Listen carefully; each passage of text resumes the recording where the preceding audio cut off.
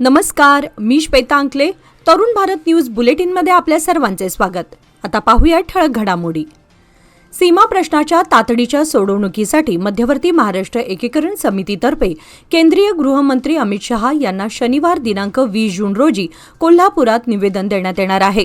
यासाठी बेळगाव, खानापूर व सीमा भागातील कार्यकर्त्यांनी सकाळी 9 वाजता कोल्हापूर येथील शिवाजी युनिव्हर्सिटी प्रवेशद्वाराजवळ उपस्थित राहावे असे आवाहन समितीने केले आहे. निवेदनाद्वारे सीमा भागातील मराठी भाषिकांच्या समस्या व भावना गृहमंत्र्यांपर्यंत पोहोचवण्यात येणार आहेत. तसेच कार्यकर्त्यांनी मोठ्या संख्येने सहभागी होऊन सीमा प्रश्नाकडे केंद्र सरकारचे लक्ष वेधावे असेही समितीने म्हटले आहे. पावसाने दडी मारल्यामुळे बेळगाव जिल्ह्यात संभाव्य पाणी टंचाईचे संकट निर्माण झाले असून कृष्णा नदीवरील हिप्परगे धरणातील पाणीसाठा अत्यंत कमी झाला आहे. सध्या धरणात केवळ 0.08 टीएमसी पाणी शिल्लक असल्याने महाराष्ट्राकडून कृष्णा नदीत 2 टीएमसी पाणी सोडण्याची मागणी करण्यात येणार असल्याची माहिती जिल्हाधिकारी मोहम्मद रोशन यांनी पत्रकार परिषदेत दिली. उपमुख्यमंत्री डी.के. शिवकुमार यांच्यासोबत व्हिडिओ कॉन्फरन्सिंगद्वारे चर्चा झाली असून महाराष्ट्राचे मुख्यमंत्री देवेंद्र फडणवीस यांच्या समवेत बैठक घेऊन पाणी सोडण्याबाबत निर्णय घेण्यात येणार आहे. दरम्यान जुलैपर्यंत पाणी पुरवठा सुरळीत राहील असा अंदाज व्यक्त करण्यात आला असून गरज भासल्यास खासगी टँकरद्वारे पाणी पुरवठा केला जाणार असल्याचे जिल्हाधिकाऱ्यांनी स्पष्ट केले. कर्नाटकचे मुख्यमंत्री डी.के. शिवकुमार आणि महाराष्ट्राचे मुख्यमंत्री देवेंद्र फडणवीस यांची शनिवार दिनांक 20 जून रोजी बैठक होणार आहे. या बैठकीत द्विराज्यीय मुद्द्यांवर चर्चा केली जाणार आहे. या दरम्यान बेळगाव जिल्हा प्रशासनाकडून महाराष्ट्र सरकारकडे 2 टीएमसी पाणी सोडण्याकरिता मुख्यमंत्र्यांच्या माध्यमातून प्रस्ताव ठेवला जाणार आहे. बेळगाव शहरासह परिसरात पाणी पुरवठा करणाऱ्या धरणातील पाणीसाठा चिंताजनक पातळीवर पोहोचलाय. अनेक ठिकाणी मृत जलसाठ्यातून पाणी पुरवठा सुरू असून संभाव्य पाणी टंचाई टाळण्यासाठी जिल्हा प्रशासनाने महाराष्ट्र सरकारकडे 2 टीएमसी पाणी मिळवण्यासाठी प्रयत्न सुरू केले आहेत. दोन्ही राज्यांच्या मुख्यमंत्र्यांच्या आगामी बैठकीत पाणी समस्येवर तोडगा निघण्याची शक्यता अद्यापही जिल्हा प्रशासनाकडून व्यक्त केली जातेय. कन्नड सक्तीविरोधात महाराष्ट्र एकीकरण समितीच्या वतीने सोमवार दिनांक 22 जून रोजी बेळगावात आयोजित करण्यात आलेल्या भव्य मोर्चाच्या पार्श्वभूमीवर गुरुवारी वडगाव आणि येळ्ळूर परिसरात व्यापक जनजागृती मोहीम राबवण्यात आली. यावेळी घरोघरी पत्रकांचे वाटप करून नागरिकांना मोर्चात सहभागी होण्याचे आवाहन करण्यात आले. सायंकाळी वडगाव परिसरातून काढण्यात आलेल्या जागृती फेरीत पदाधिकारी, कार्यकर्ते तसेच मराठीप्रेमी नागरिक मोठ्या संख्येने सहभागी झाले होते. या माध्यमातून प्रशासनाचे लक्ष मराठी भाषिकांच्या प्रश्नाकडे वेधून मराठी भाषेला सार्वजनिक फलकांवर योग्य स्थान मिळावे अशी मागणी करण्यात आली. पावसाने अद्याप हजेरी लावली नसल्याने बेळगाव शहराला पाणी पुरवठा करणाऱ्या राकसकोप आणि हिडकल जलाशयातील पाणीसाठा चिंताजनकरित्या कमी झालाय. संभाव्य पाणी टंचाई लक्षात घेता शहरवासियांनी पिण्याच्या पाण्याचा केवळ आवश्यकतेपुरताच वापर करावा आणि अपव्यय टाळावा असे आवाहन महापालिका आयुक्त कार्तिक एम यांनी केले. आयुक्तांनी प्रसिद्ध केलेल्या पत्रकानुसार सध्या 24 तास पाणी पुरवठा होणाऱ्या भागांना यापुढे दररोज केवळ 2 तास पाणी पुरवठा करण्यात येणार आहे. तसेच 4 ते 5 दिवसातून 3 ते 4 तास पाणी पुरवठा मिळणाऱ्या भागांमध्ये हा कालावधी कमी करून 1 ते 1.5 तास करण्यात येईल. शहरातील 745 कूप नलिका आणि 68 विंधण विहिरींना जोडण्यात आलेली यंत्रणा कार्यान्वित ठेवण्यात आली असून गरज भासल्यास त्याद्वारे अतिरिक्त पाण्याचा उपसा करून नागरिकांना पाणी पुरवठा करण्याची व्यवस्था करण्यात येणार आहे. महापालिकेने नागरिकांना पाण्याचा जपून वापर करण्याचं आणि पाणी टंचाईच्या काळात प्रशासनाला सहकार्य करण्याचं आवाहन केलंय. विजयपूर येथे वीज वितरण व्यवस्थेचे खासगीकरण करून टाटा पॉवर कंपनी लिमिटेडसह इतर खासगी संस्थांना वीज वितरण परवाना देऊ नये अशी मागणी कर्नाटक राज्य शेतकरी संघटना आणि हरित सेना यांनी केली आहे. या संदर्भात संघटनेच्या पदाधिकाऱ्यांनी कर्नाटक विद्युत नियामक आयोग बेंगळूर येथील सचिव तसेच देवर हिप्परगी केईबीचे सहाय्यक कार्यकारी अभियंता यांच्यामार्फत आक्षेप नोंदवणारे निवेदन सादर केले. सार्वजनिक वीज वितरण व्यवस्थेचे खासगीकरण केल्यास शेतकरी व ग्रामीण ग्राहकांच्या हितसंबंधांना मोठा धक्का पोहोचण्याची शक्यता असल्याचे निवेदनात नमूद करण्यात आले आहे. यावेळी जिल्हाध्यक्ष संगमेश सागर, जिल्हा प्रधान सचिव रामगौडा पाटील, जिल्हा उपाध्यक्ष संपतकुमार जमादार, तालुका सन्माननीय अध्यक्ष शिवानंदया हिरेमठ यांच्यासह इतर अधिकारी, पदाधिकारी तसेच अनेक शेतकरी उपस्थित होते. बेळगाव शहर गुन्हे शाखेच्या पथकाने अंमली पदार्थांच्या अवैध विक्री विरोधात मोठी कारवाई करत अफू या अंमली पदार्थाची विक्री करणाऱ्या आरोपीला अटक केली असून त्याच्याकडून 5,50,000 रुपयांचा मुद्देमाल जप्त करण्यात आलाय. आरोपी शुभम शर्मा व 29 हा राजस्थानमधून अफू आणून त्याची विक्री करत असल्याचं तपासात समोर आलं. बेळगावातील हिंडाल्को फॅक्टरीजवळ राष्ट्रीय महामार्ग क्रमांक 48 नजीकच्या सर्व्हिस रोड परिसरात तो बेंगळूर येथील खेतराम चौधरी याला अफू विक्री करत असताना सीसीबी पथकाने छापा टाकून त्याला ताब्यात घेतले. कारवाईमध्ये 1 किलो 48 ग्रॅम अफू, किंमत सुमारे 5 लाख रुपये आणि 50,000 रुपये किमतीचा आयफोन 14 प्लस मोबाईल जप्त करण्यात आला. माळ मारुती पोलीस ठाण्यात दोन्ही आरोपींविरुद्ध गुन्हा दाखल करून पुढील तपास सुरू आहे. चिकोडी शहरातील गुरुवारपेठ परिसरात गुरुवारी दिनांक 18 जून रोजी शॉर्ट सर्किटमुळे लागलेल्या भीषण आगीत जयश्री गारमेंट्स हे कापड दुकान पूर्णपणे जळून खाक झाले.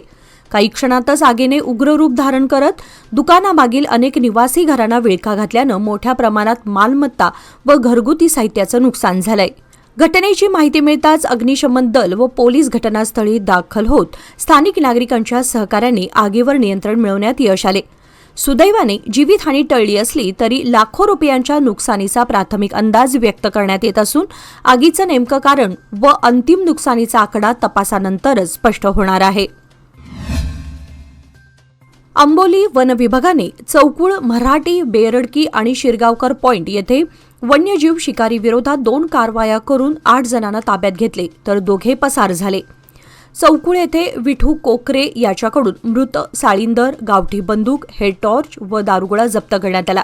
शिरगावकर पॉइंट येथे पवन प्रकाश देसाई, जावेद जमादार, हसीम काजी, भरत पाटील, वनू फोंडे, गणेश पाटकर व आकाश कुर्णे यांच्याकडून बंदूक, काडतुसे, टॉर्च, तलवार तसे शिकार केलेले मृत पिसई व कटिंदर आढळून आले.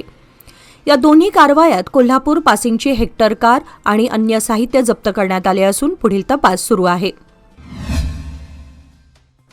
ठेवींवर दरमहा 5% व्याज देण्याचे आमिष दाखवून नागरिकांची फसवणूक केल्याप्रकरणी वायका रिटेल अँड टेक्नॉलॉजीज प्रायोजक लिमिटेड आणि मोहन ज्योती ओनमार्ट ट्रेडिंग कंपनी विरोधात जिल्हाधिकाऱ्यांकडे तक्रार करण्यात आली आहे.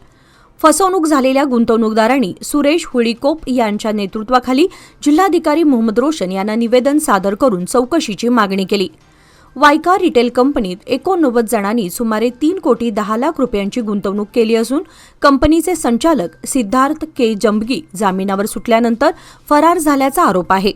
तसेच मोहनज्योती ओनमार्ट ट्रेडिंग कंपनीमध्ये 536 गुंतवणूकदारांचे सुमारे 11 कोटी 15 लाख रुपये अडकले असून कंपनीचे मालक डॉक्टर विजय मोहन होनकांबळे हेही जामिनावर सुटल्यानंतर बेपत्ता असल्याचे सांगण्यात आले. फसवणूक झालेल्या नागरिकांना न्याय मिळावा आणि दोन्ही कंपन्यांची सखोल चौकशी करावी अशी मागणी निवेदनाद्वारे करण्यात आली आहे. व्यवसाय वाढवायचा असो वा कुटुंबाची गरज भागवायची, सादर आहे लोकमान्य गोल्ड लोन.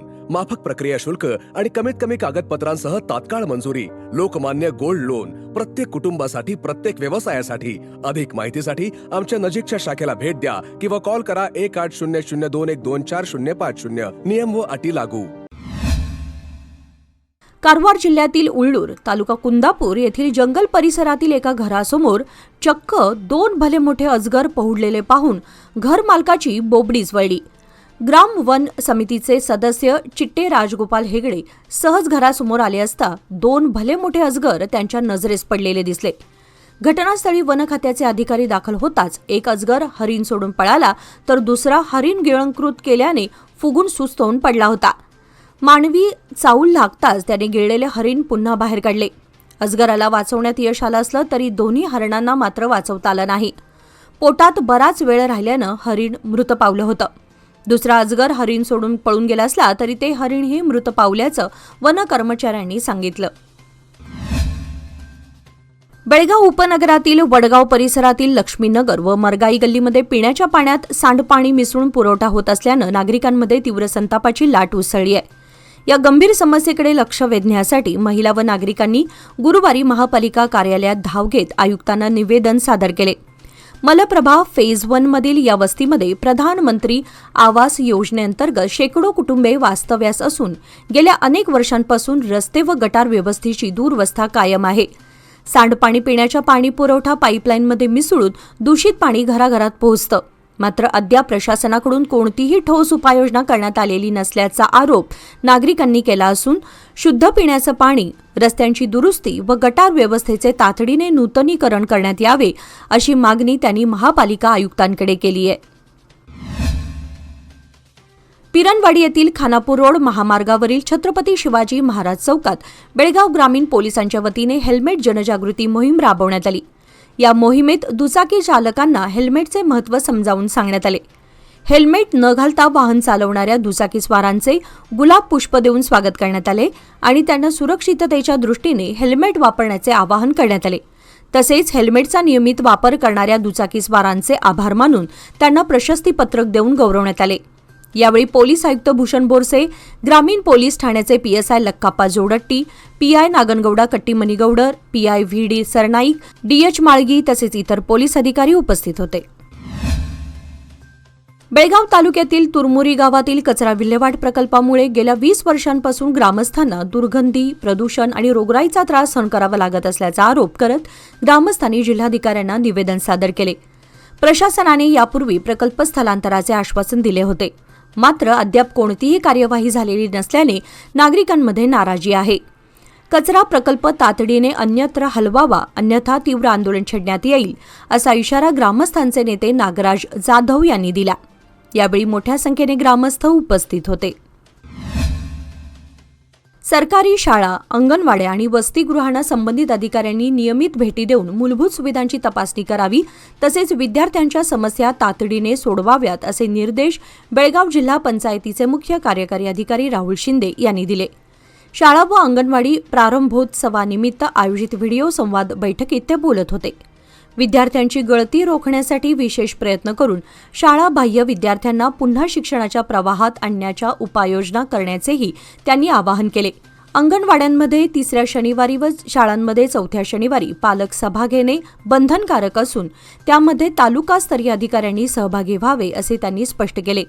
बैठकीस जिल्हा पंचायत योजनाधिकारी रवी बंगारेप्पनवर, उपसचिव बसवराज अडवीमठ तसेच शिक्षण विभाग व इतर संबंधित अधिकारी उपस्थित होते. बेळगाव जिल्ह्यातील गोकाक तालुक्यात पत्नीच्या खुनाची धक्कादायक घटना उघडकीस आली आहे. संतोष पटाईत याने प्रेयसीसोबत राहण्यासाठी पत्नी सक्कूबाई हिला विष देऊन नंतर तिचा गळा आवळून हत्या केल्याची कबुली पोलिसांसमोर दिली आहे. अपघाताचा बनाव करण्यासाठी आरोपीने मृतदेहाजवळ दुचाकी टाकून पुरावे नष्ट करण्याचा प्रयत्न केला. मात्र शवविच्छेदन अहवालातून खुनाचं सत्य समोर आल्यानंतर पोलिसांनी आरोपीला अटक केली. या प्रकरणात आरोपीच्या प्रेयसीचा काही सहभाग आहे का याचाही तपास सुरू आहे. विजयपूर जिल्ह्यातील मागासलेल्या गावातील सामान्य कुटुंबातून आलेले चन्नबसप्पा अंबळी यांनी स्वातंत्र्य लढ्यात सक्रिय सहभाग घेऊन सातत्याने क्रांतिकारी चळवळी राबवल्या आणि अनेकदा तुरुंगवास भोगला होता. स्वातंत्र्यानंतरही त्यांनी काँग्रेसमध्ये सक्रिय राहून KPCC अध्यक्षपदाच्या निवडणुकीत ज्येष्ठ नेते S. निजलिंगप्पा यांचा पराभव केल्याचे उद्योग व पायाभूत सुविधा विकास मंत्र्यांचे जनसंपर्क अधिकारी डॉक्टर महांतेश बिरादार यांनी सांगितले. बबलेश्वर तालुक्यातील अर्जुनगी येथील कर्नाटक पब्लिक स्कूलमध्ये अंबळी कुटुंबियांनी 1 लाख रुपये खर्च करून विद्यार्थ्यांना वह्यांचे वितरण केले. तसेच दुष्काळाच्या काळात अन्न टंचाई असताना धान्यापासून अंबळी तयार करून लोकांना अन्न पुरवठा केल्याची माहिती देण्यात आली. या कार्यक्रमाच्या अध्यक्षस्थानी प्राचार्य LP हुणशीकट्टी होते, तर क्षेत्र शिक्षणाधिकारी बसवराज तळवार यांनी अंबळी कुटुंबाच्या शैक्षणिक उपक्रमाचे कौतुक करत इतरांनी प्रेरणा घ्यावी असे आवाहन केले. विजयपूर ग्रामीण पोलीस ठाण्यात 3 जून रोजी नोंद झालेल्या गोळीबार प्रकरणाच्या तपासात महत्त्वाचं वळण आलं असून फिर्यादीनेच बनावट गुन्हा रचल्याचं उघड झालंय. इटंगी हाळद दोड्डी येथील रहिवासी दैवंत डेरे हे शेतात काम करत असताना 2 अज्ञात व्यक्तींनी गोळीबार करून जखमी केल्याची खोटी तक्रार दिली होती. त्यावरून 6 जणांविरुद्ध गुन्हा दाखल करण्यात आला होता. तपासादरम्यान आनंद उर्फ अनिल डेरी आणि कोंडिबा मानवर यांना ताब्यात घेतल्यानंतर जुन्या वैमन नस्त्यातून कट रचून जालगेरी गावाजवळील शेतात बनाव करण्यात आल्याचं निष्पन्न झालं. या प्रकरणात फिर्यादी दैवंत डेरे, आनंद उर्फ अनिल डेरी आणि कोंडीबा मानवर यांना अटक करण्यात आली असून देशी पिस्तूल जप्त करण्यात आले. तिघांना न्यायालयीन कोठडीत पाठवण्यात आले. बेळगाव शहरातील वडगाव परिसरातील आनंदनगर दुसरा क्रॉस येथे समृद्धी कॉलनी, ओमकारनगर आणि भाग्यनगर परिसरातून येणाऱ्या गटारीच्या पाण्यात ड्रेनेजचे पाणी मिसळून आनंदनगर गटारीतून वाहत असल्याने परिसरात गंभीर समस्या निर्माण झाली आहे. सकाळच्या वेळी गटारीतून दुर्गंधीयुक्त घाण पाणी वाहत असल्याने नागरिकांना प्रचंड दुर्गंधीचा त्रास सहन करावा लागत असून डासांचा प्रादुर्भावही वाढलाय. आनंदनगर दुसरा क्रॉसच्या शेवटी मोकळ्या जागेत पाणी तुंबून राहत असल्यानं निचरा होण्यास अडथळा निर्माण झाला असून पुढे गटाराचे बांधकाम पूर्ण झालेले नाही. या समस्येबाबत वारंवार तक्रारी करूनही प्रशासनाने अद्याप दखल घेतलेली नसल्यानं पावसाळ्यापूर्वी तातडीने उपाययोजना करावी अशी मागणी नागरिकांकडून होत आहे. याचबरोबर आजच्या बातमीपत्रामध्ये वेळ झाली आहे आज इथेच थांबण्याची. ताज्या बातम्या आणि घडामोडींसाठी पाहत रहा तरुण भारत न्यूज चॅनल. तसेच आमच्या चॅनलला लाईक, शेअर आणि सबस्क्राईब करायला विसरू नका. आणि विश्वासार्ह बातम्यांसाठी दररोज वाचा दैनिक तरुण भारत. धन्यवाद.